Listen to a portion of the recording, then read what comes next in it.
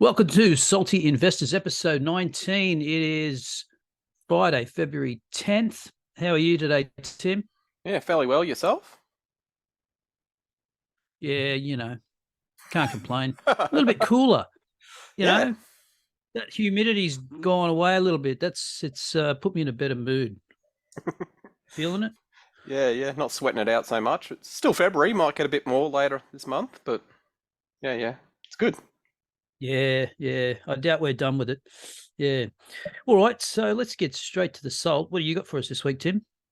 Oh, you might have seen Microsoft brought out an AI addition to their search engine Bing. Everyone's sort of losing their mind over it and thinking they're going to lose their jobs and it's going to revitalize, Bing's going to be now taking over the search, from like 3.5%. Yeah. And Google owns about 90% of the search market, and they're panicking now and they're having emergency meetings. So I just can't. The market's just Google's got under $100 and Microsoft's powering away. So I just think the market's getting a bit ahead of itself here. What do you think about it? Yeah, I agree. It's usually this will be overdone, like everything, every fad trend. Something will come out of it at the end, but do we really think Microsoft's going to take 50% of Google's share in the next 2 years or something? Unlikely.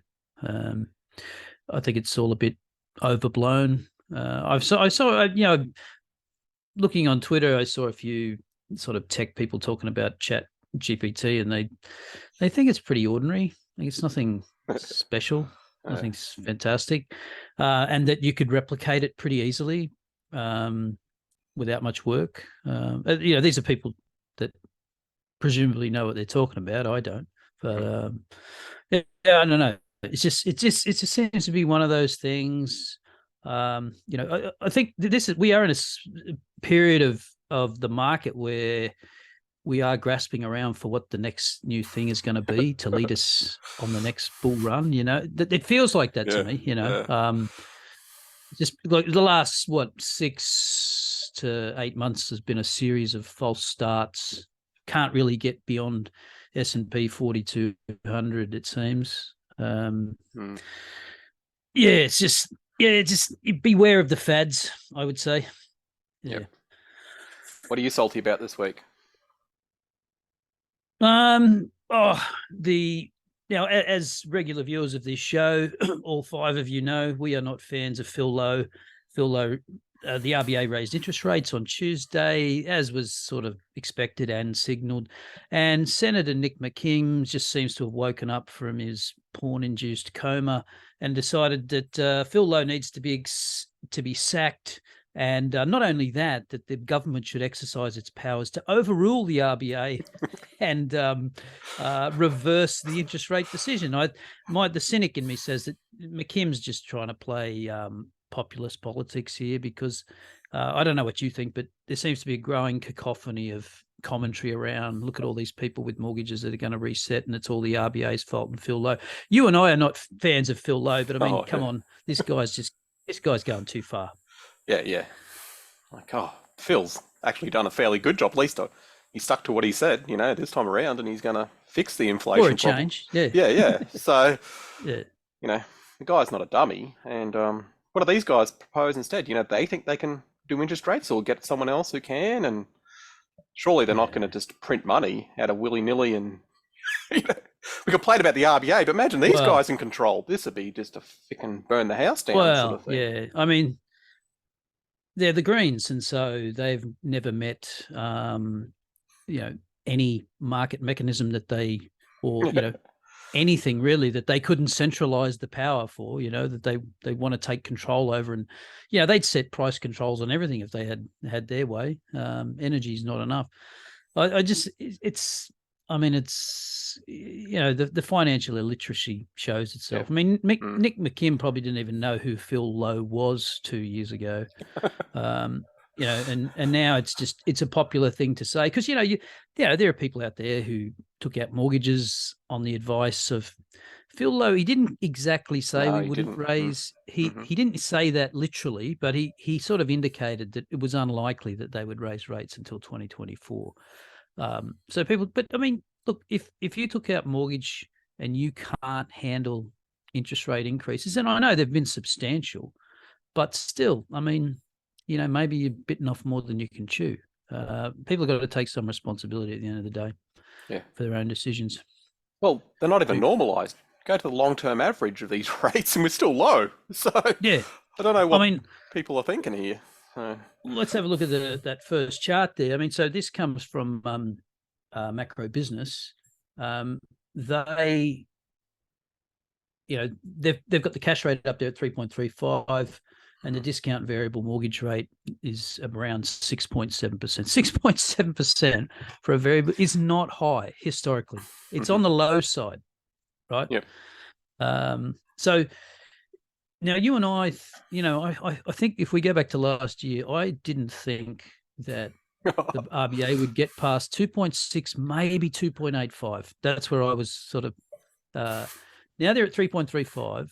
Now, as you said just earlier, Phil Lowe has sort of stuck to his word, because remember the wording last year that we talked about it on a podcast last year, that they said they wanted to get the Australians used to the idea of just a gradual increase in rates over time when they went to the 25 basis points. And that's what they're doing. They are doing that. And so that, remember I think last week we put up that, is it Goldman's got a 4.1% terminal rate?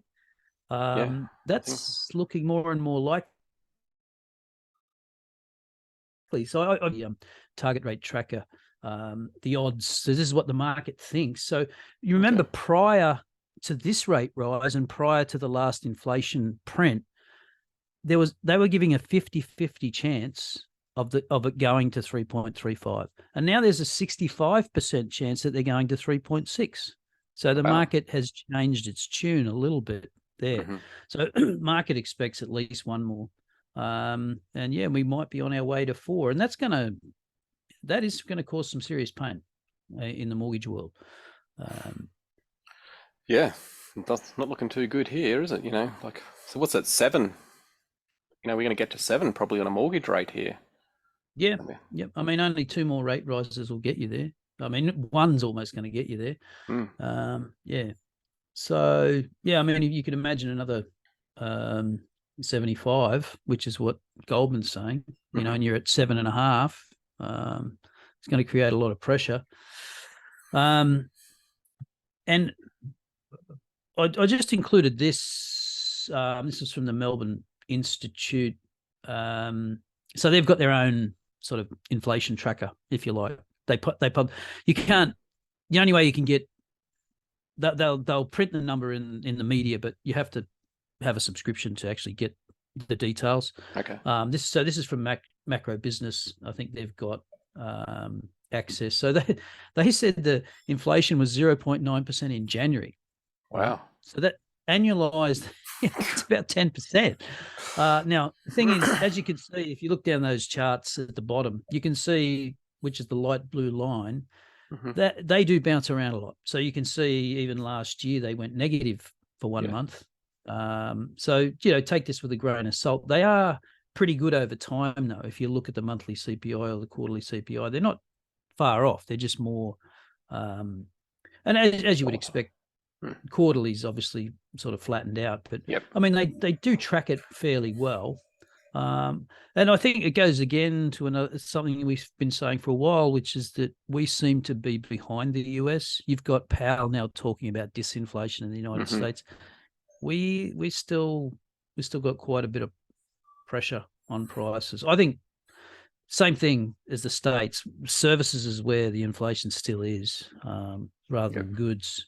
But we're just not as far along in the process, I don't think. So it looks like my read is more rate rises from here, probably at least one, maybe a couple more.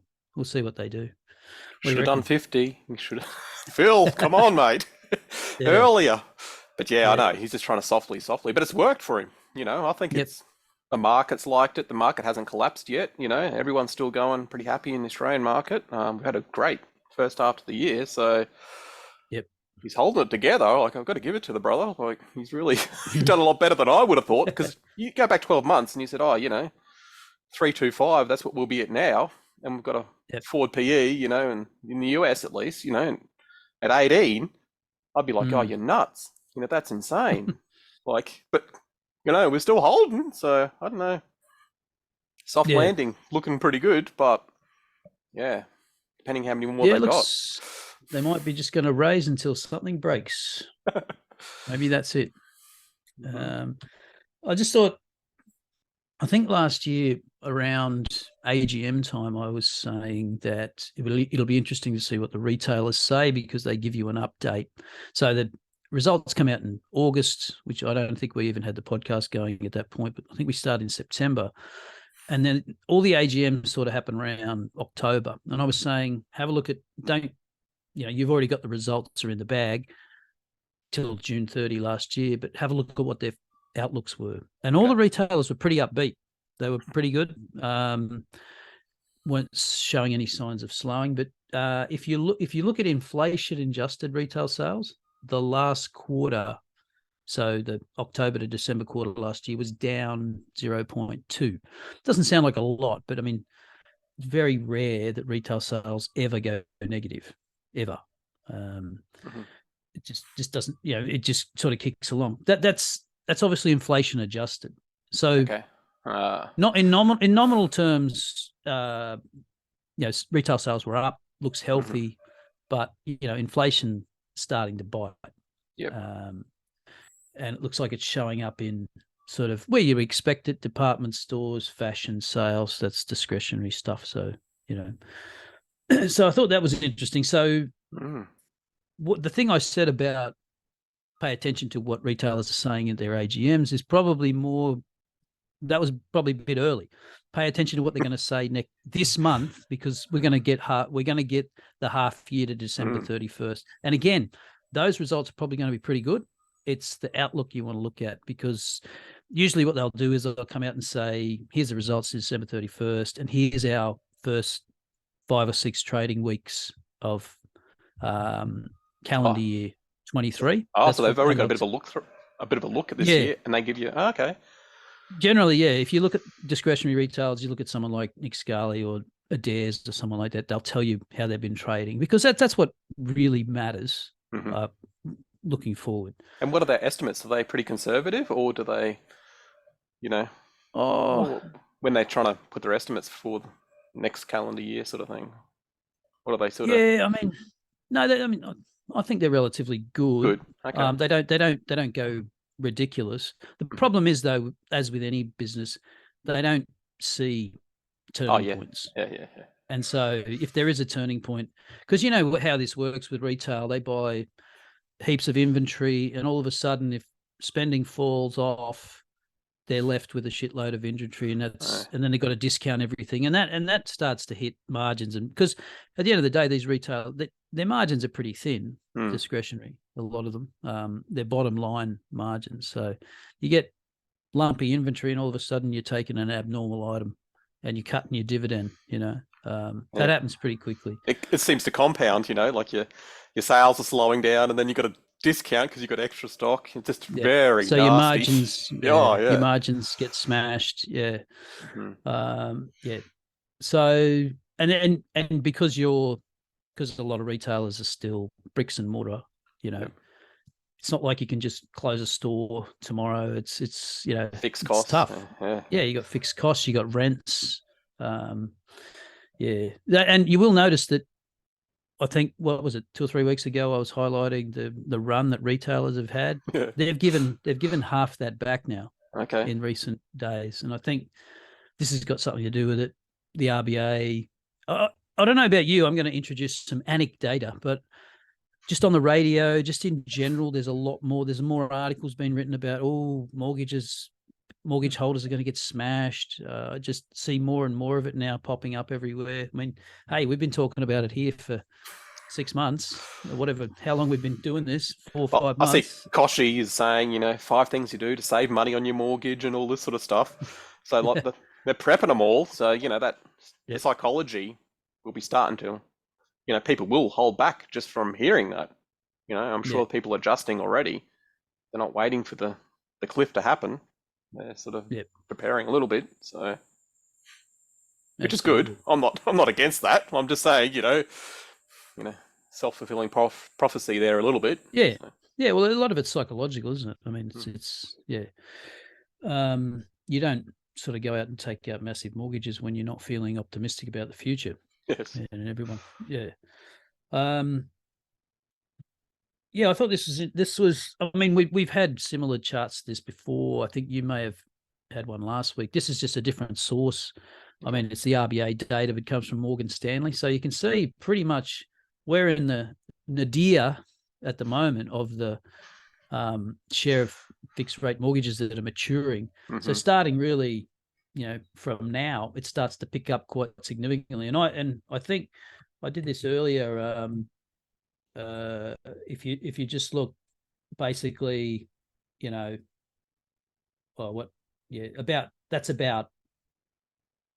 that's this year. Okay. What I've just drawn there. That represents about 35 to 40% of all fixed rate mortgages maturing just in this next 10 months. If you add it all up, so but you reckon that's a fair bit. But you said to me that the people have got a little bit of leeway there. They've overpaid and got a bit on the offset account. So how much will that affect? Most people will be all right. I mean, that's the reality. Most people will be all right. I think last week we showed how many mortgages are under stress or something. I forget the exact definition. As most people aren't. And I think last year we had a number of something like 10 months. The average mortgage is paid up 10 months in advance. Okay. Right. Oh, so that's going to easily get them through, if they. Yeah. So, I mean, the problem really becomes if you lose your job, I suppose, for most people. That could be really tough. Or if you got two incomes paying off a pretty big mortgage and somebody loses their job, that's where it hurts. So it's just adding to the pressure. Yep. We haven't cracked yet, but I know there's a lot of talk. I know what you think. There's a lot of talk in the US about a soft landing, not even a soft landing, we'll be fine, but it'll just be a sort of a glide path down and off we go again. Australia looks like, because of our household debt situation, just looks like more of a, if there's going to be a blow up, it's more likely to happen here than over there, which is sort of the reverse of 2008. Well, we missed it. So there was no blowout here, really. There was a little bit, in the high end of the market, but the low end was fine. Never heard the term negative equity in your home.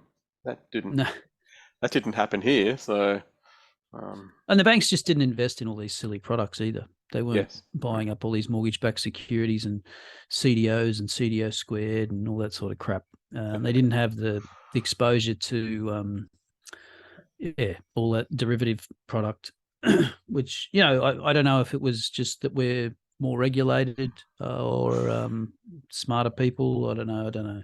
Or behind the times. Yeah. Can't keep up. I don't know. Might be good in a way. By the time they figured out what was going on, it was over. Oh, thank God we missed that one. Made us look smart. Yeah. Unless you were Babcock and Brown or someone like that who completely shit the bed.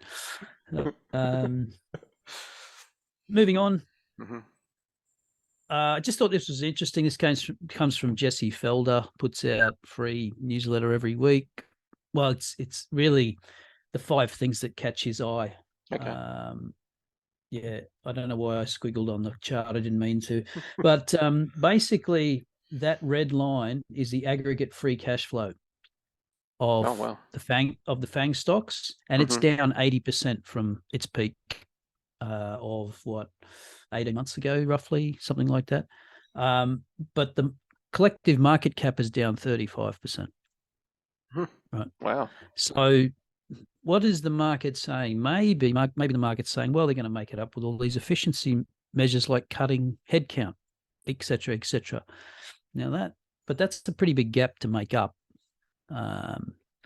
So I just thought it was interesting because, again, I am biased towards this theme that the things that led the last bull will not lead this one, which is not to say that Microsoft's not a good company or anything like that, but just that this may not be where the growth comes from. And that over time, these things that were overvalued just have to gradually come back, like they did from 2000 to 2003, 4. Yes. It took a long time. I think I said to you the other day, Philip Hofflin on the Livewire Markets podcast said, Telstra hit $8 at the peak and it took like 4 years to get back just to $4, which was where it probably should have been. I don't know. What do you think about that? What do you think about? Do you think that that's just me hoping that tech doesn't run away from me so I can buy it, or what is it?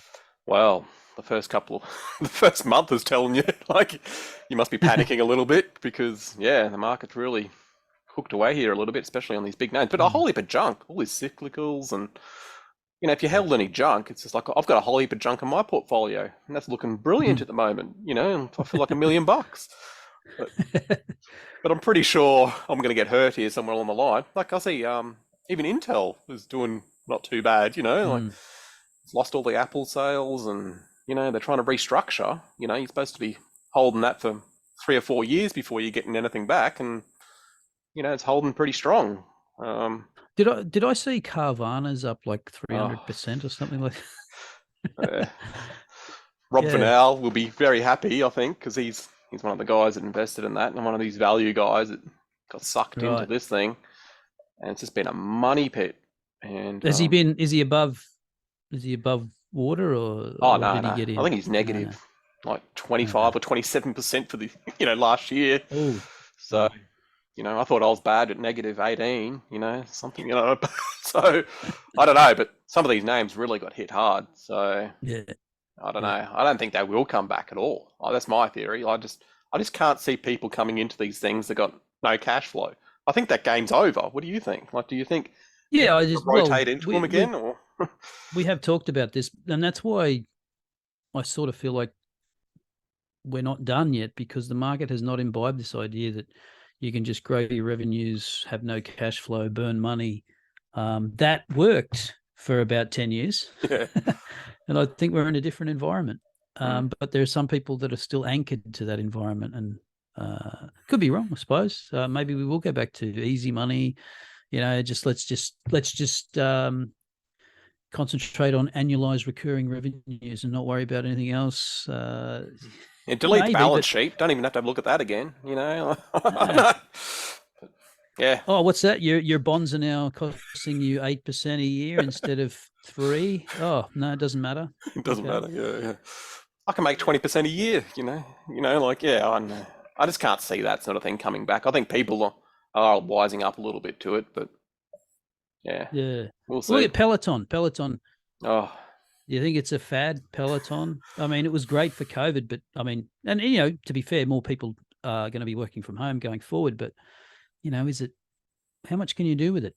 Do people want to be outside, or do they want to be inside? I mean, it's great for winter months, but how much growth is there? Because you have to think of something like that. COVID just brought all these sales forward, of people who probably would never have got them. How many people? I feel like, the dirty little secret about the gym industry is that something like 80% of the people who get a gym membership never go or quit after a month or something, which is why they have sales teams, right, to get more people in, just to replace the ones that drop out. I feel like Peloton's that. I mean, how many people have a Peloton stuck in their garage somewhere that they don't use anymore?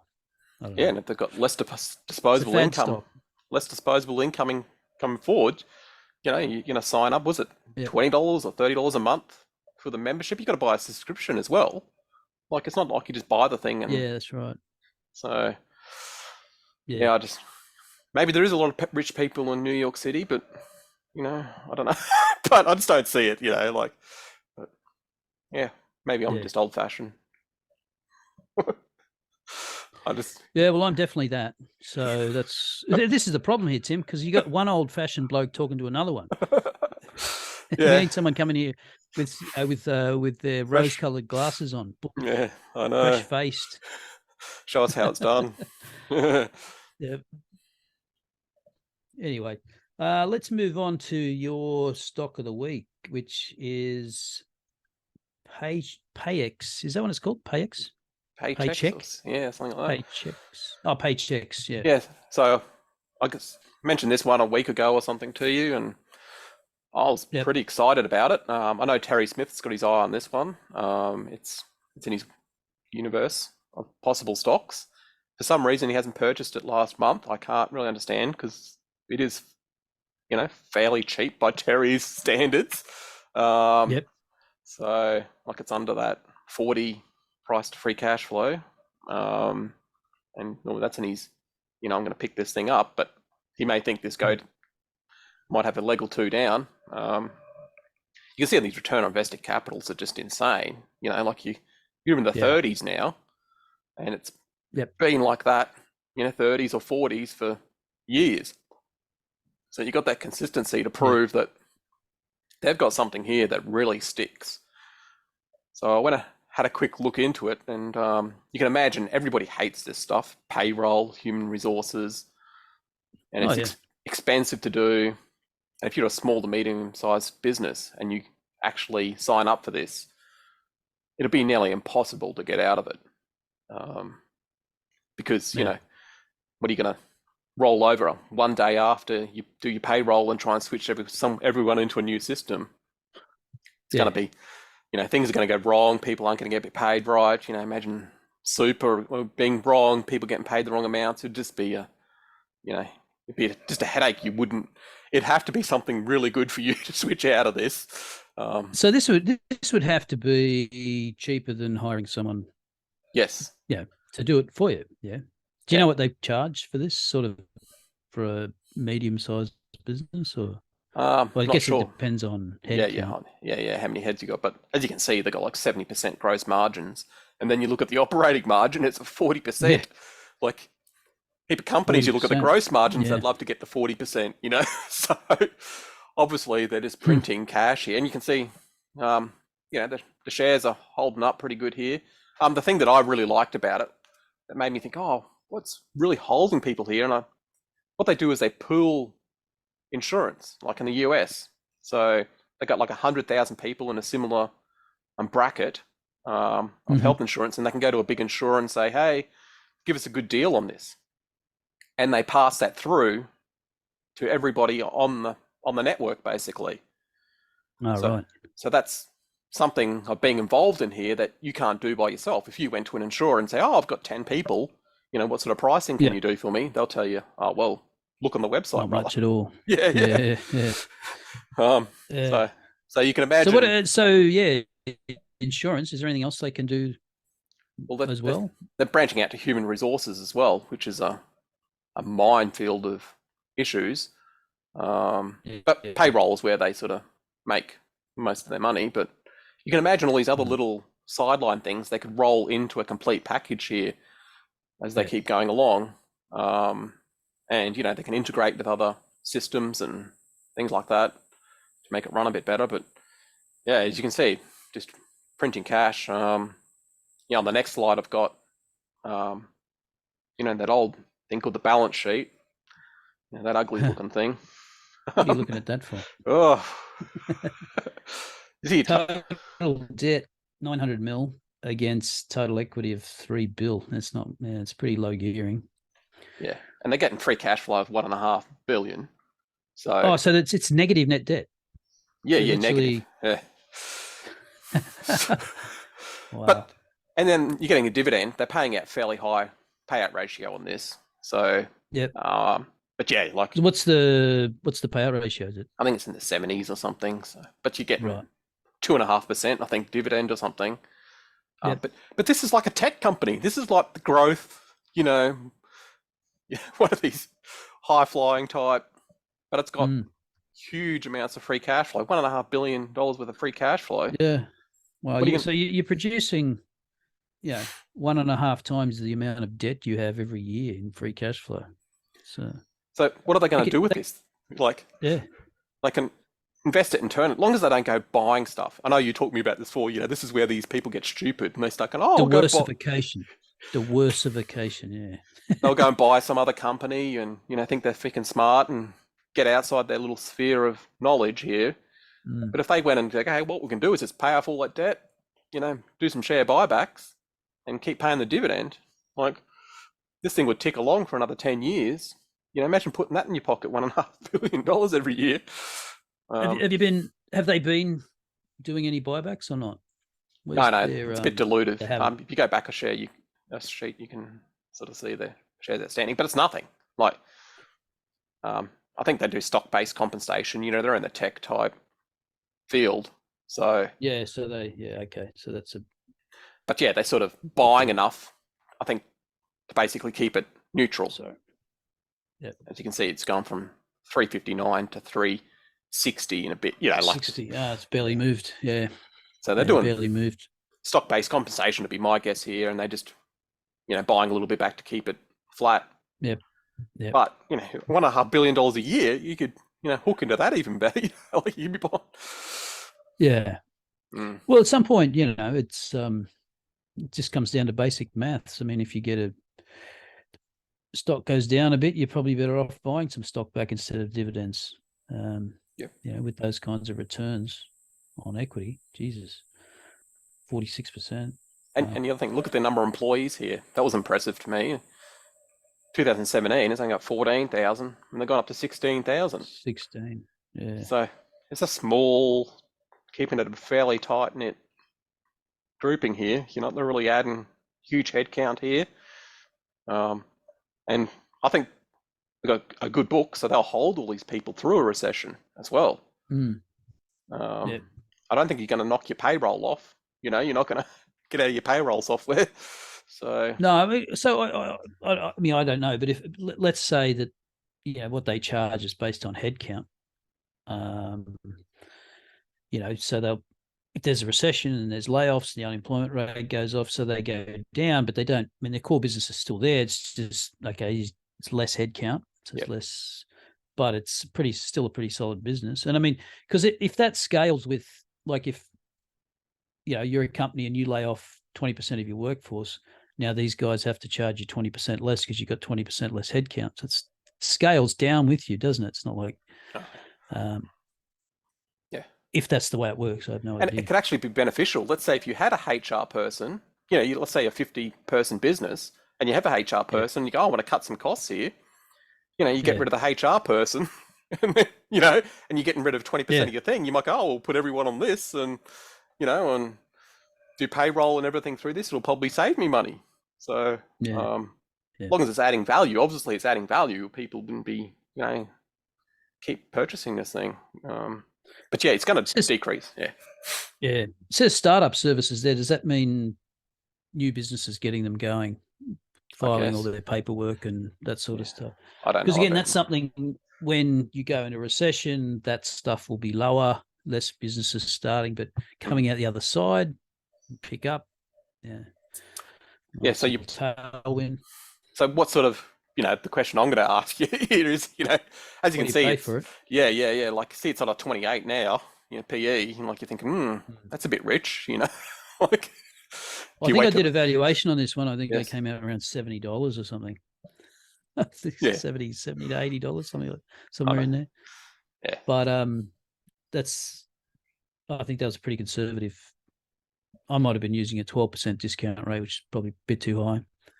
Yeah, but then as you hit a recession, your DCF is going to collapse as well, and then it's never going to be cheap enough. But at some point here, you're going to go, okay, I've got to buy this because I'm looking.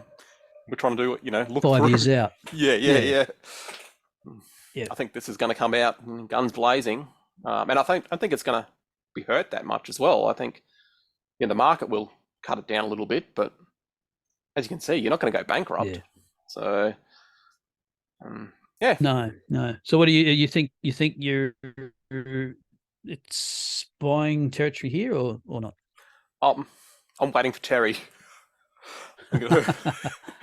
Like this, he just got so much research under his belt here. He must know something that I don't know. I just can't see it. This is what I'm worried about. I can't see what's wrong with it. Like he should be buying this. Yeah, So, maybe he's just waiting to see how the macro plays out in the next 3 to 6 months to see if we do get a recession. How deep is it? How much of a pullback is it going to be? Maybe he's got plenty other good names he can put money into. So, yeah, you might think this one's got a bit of a headwind to it initially. So yeah. All right. Well, that's another good stock that you've bought, Tim, to add to the watch list. We might leave it there for this week. What do you reckon? Any last words? Yeah. No, all done. All right. Thanks for tuning in, everybody, and we will be back next week at the same time. Bye for now.